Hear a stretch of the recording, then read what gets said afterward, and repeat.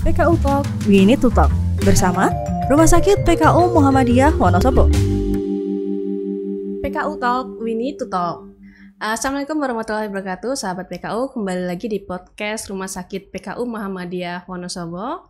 Bersama saya Nila, sudah hadir bersama kita saat ini adalah Bu Emi. Beliau adalah IPCN-nya PKU Wonosobo. Mungkin kepada Bu Emi bisa dijelaskan lebih lanjut apa sih itu IPCN? Monggo, Bu Emi. Terima kasih Dr. Nila. Di sini sebelumnya perkenalkan dulu, saya Emi Priyati. Saya di sini sebagai IPCN. IPCN itu Infection Prevention Control Nurse. Jadi perawat pengendali infeksi, yaitu yang berfungsi sebagai perawat yang mengawasi untuk pencegahan dan pengendalian infeksi di Rumah Sakit PKU Muhammadiyah Wonosobo. Oke, jadi fokusnya ke perawat yang mencegah pengendalian infeksi di rumah sakit ya, antar pasien, antar petugas gitu kurang lebih seperti itu. Alhamdulillah. Kemudian sebentar lagi nih Bu, kita akan menyambut bulan Ramadan ya. Nah, mungkin ada pertanyaan gitu dari masyarakat, gimana sih cara kita menyambut bulan Ramadan? Terus gimana sih cara kita melakukan ibadah di bulan Ramadan supaya tetap aman gitu? Mungkin gimana cara kita menerapkan protokol kesehatannya seperti itu, Bu? Monggo? Ya, kita kurang 1 bulan kurang lebih 1 bulan yang akan datang, kita akan menjalani ibadah puasa bulan Ramadan. Kita untuk bagaimana agar kita aman dan kita waspada terhadap COVID-19, yaitu dengan cara melaksanakan protokol 5M. 5M yang pertama itu mencuci tangan. Jadi kita dimanapun selalu mencuci tangan, ya. Cuci tangan bisa dilakukan dengan 2 cara, yaitu dengan menggunakan air mengalir dan sabun, dan juga bisa menggunakan hand sanitizer, ya. Jadi kalau bisa kita pergi kemanapun kita selalu membawa hand sanitizer. Ya. Kemudian yang kedua adalah memakai masker. Jadi masker penting sekali ya. Untuk mencegah penularan dari virus COVID-19 ini, ya. Jadi kita kemanapun kita menggunakan masker, ya. Saat kita bepergian di fasilitas umum, kemudian pas saat kita di masjid misalkan ya, kita melakukan sholat berjamaah juga kita tetap wajib menggunakan masker. Kemudian yang ketiga adalah menjaga jarak, ya. Jadi kita menjaga jarak antara satu orang dengan orang lain minimal 1 meter, yaitu karena untuk mencegah terjadinya penularan COVID-19. Kemudian yang selanjutnya adalah menghindari kerumunan, ya. Jadi kita sebisa mungkin menghindari kerumunan. Kalau ada kok orang yang bergerombol, kalau bisa kita hindari, ya. Jadi kita menghindari. Kemudian yang kelima adalah mengurangi mobilitas, ya. Jadi kita mengurangi bepergian, ya. Jadi kalau ada acara yang tidak penting sekali, ya kita bisa lebih baik kita berdiam diri di rumah. Jadi seperti itu. Mengurangi kegiatan yang tidak perlu gitu ya, Bu. Jadi yang sangat penting walaupun kita keluar gitu tetap pakai masker, bawa hand sanitizer, karena di tempat umum belum tentu ada fasilitas mencuci tangan seperti Bu. Jadi tetap dijaga kesehatannya gitu. Kemudian ada 2 hal nih yang mungkin perlu diperhatikan saat bulan Ramadan. Yang pertama itu adalah saat buka puasa.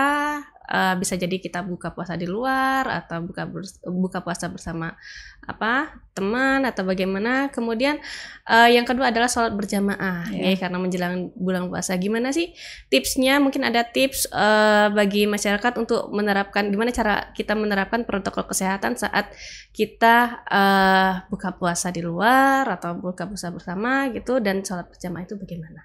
Monggo. Untuk yang pertama yaitu saat saat kita buka puasa ya, kita kalau buka puasa di rumah mungkin insya Allah kita aman ya. Insya Allah aman. Kalau mungkin nanti ada acara buka puasa bersama ya. Kalau bisa sih dihindari ya. Kalau bisa kita di rumah. Tapi kalau misalkan kok kita terpaksa sekali harus berbuka puasa dengan orang lain, yang pertama pastikan kita melakukan kebersihan tangan ya. Jadi kita sebelum memegang makanan, kita harus cuci tangan terlebih dahulu. Kemudian kita juga kita tetap harus menggunakan masker ya. Kemudian saat kita makan bersama, masker jangan dilepas secara bersama-sama. Jadi kalau bisa makan secara bergantian ya. Kalau bisa menjaga jarak ya. Jadi jangan sampai kita saling berhadapan, berdekatan, kemudian saling membuka masker bersama-sama ya. Karena pada saat makan itu resiko ada percikan ludah atau percikan dari kita atau mungkin dari teman kita itu yang bisa menularkan COVID-19 ya. Gitu. Kemudian ya, kemudian yang kedua adalah saat sholat berjamaah ya. Jadi saat sholat berjamaah yaitu pastikan kita sebelum memasuki area masjid kita sudah cuci tangan terlebih dahulu ya. Kita sebelum berwudu kita cuci tangan terlebih dahulu.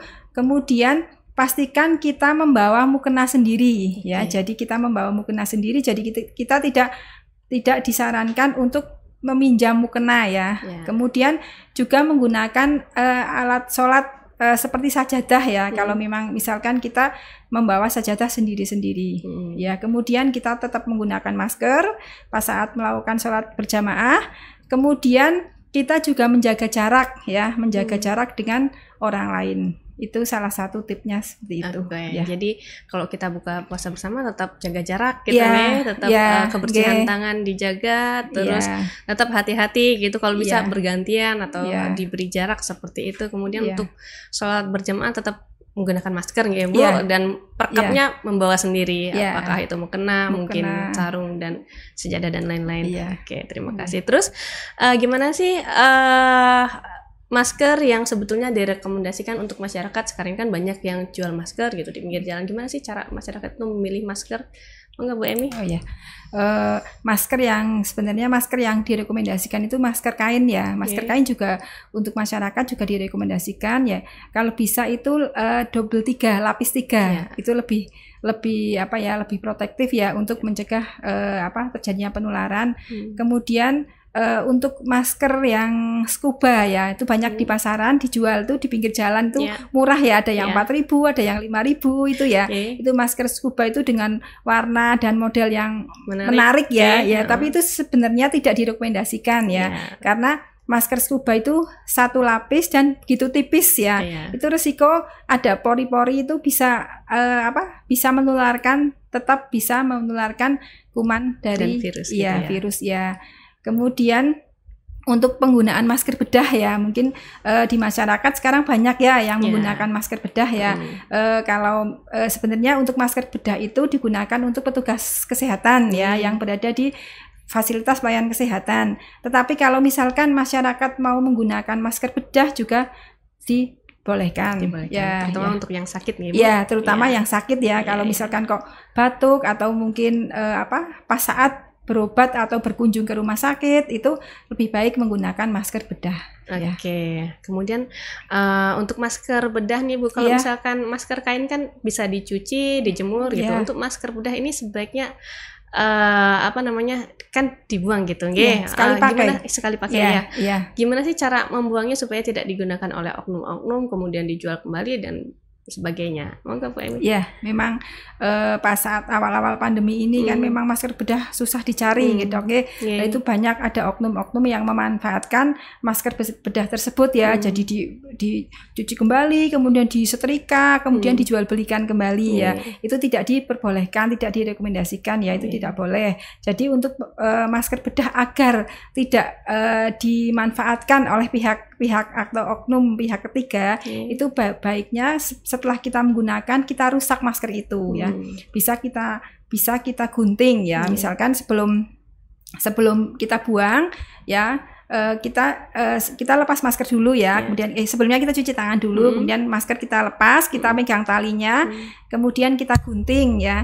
masker itu kita bagian rusak, maskernya. Ya tengah, kemudian kita celup ke deterjen. Kalau misalkan ada deterjen ya, kemudian dibuang ke tempat sampah. Kalau itu ada fasilitas untuk kita mendesinfeksi masker sebelum kita buang. Tetapi kalau misalkan tidak ada, kita memutus talinya. Jadi kita putus talinya, bisa yang tali kan ada yang dari karet dan ada yang dari seperti kain itu. Kita putus aja, baru kita buang. Jadi kalau itu mengurangi untuk bisa dimanfaatkan ke orang gitu lain. Jadi kalau ada fasilitasnya memungkinkan kita gunting, kemudian kita bersihkan dulu dengan deterjen gitu, baru dibuang ya.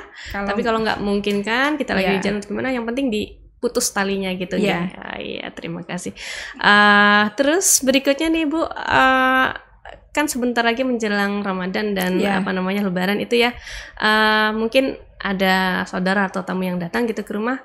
Gimana sih tips kita untuk menjaga kebersihan rumah dari penyebaran virus dan bakteri gitu. Kemudian di online shop itu banyak sekali yang menjual sinar UV gitu kan untuk sterilisasi ruangan. Itu apakah dibolehkan atau tidak? Kalau dibolehkan gimana cara pakainya atau gimana? Gitu tanggapannya Bu.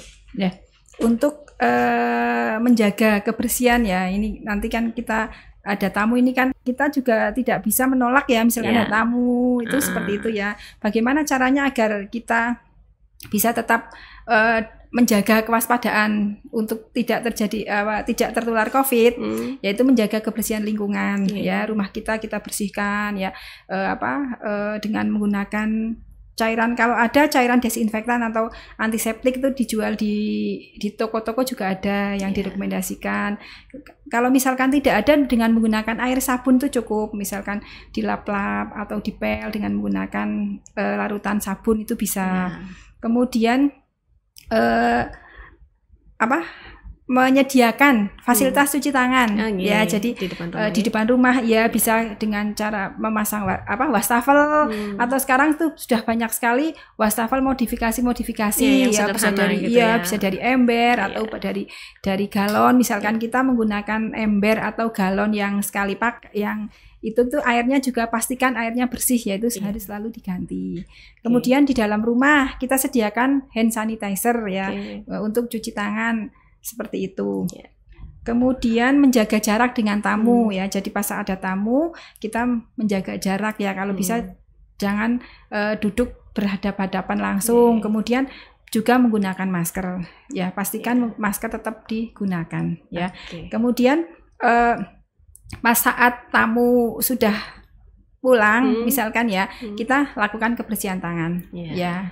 Kalau enggak, kita yang mengingatkan tamu untuk cuci tangan juga lebih baik ya. Sebelum masuk, monggo silahkan cuci tangan terlebih dahulu. Kemudian pas saat mau keluar, dipersilahkan juga untuk cuci tangan. Insya Allah bisa ya. Sementara itu untuk yang kedua tentang penggunaan UV UV ya, sinar ultraviolet ya, itu memang sekarang banyak dijual di mana-mana ya. Sebenarnya untuk UV itu tidak direkomendasikan ya, karena UV itu mengandung seperti radiasi. Jadi kalau kita tidak menggunakan UV ya, tapi kita cukup dengan membuat suasana rumah kita membuat ventilasi ya, kayak jendela dibuka. Kalau pas pagi hari ada sinar matahari, kita buka, sering dibersihkan, menghindari debu, misalkan ada debu-debu sering dibersihkan, itu insya Allah cukup ya. Ventilasi, ada udara keluar masuk itu juga bagus ya, seperti itu gitu ya. Jadi malah lebih terjangkau, lebih aman, lebih aman terjangkau gitu. Ya, jadi lebih alami juga dengan membuka jendela gitu kan, sinar matahari bisa masuk gitu, dan dengan memperbaiki ventilasi sehingga udaranya tetap mengalir gitu. Ada lagi? Mungkin sudah ya? Sementara itu. Terima kasih atas tips-tipsnya, bermanfaat sekali ini untuk menghadapi Ramadan yang akan datang. Semoga kita tetap sehat dalam menyambut bulan Ramadan kali ini.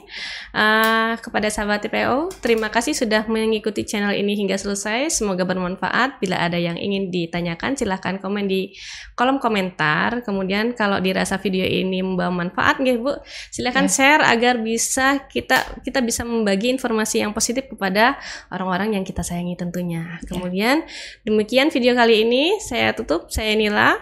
Saya Emi. Terima kasih. Wassalamualaikum warahmatullahi wabarakatuh. PKU Muhammadiyah Wonosobo, keramahan sebenarnya.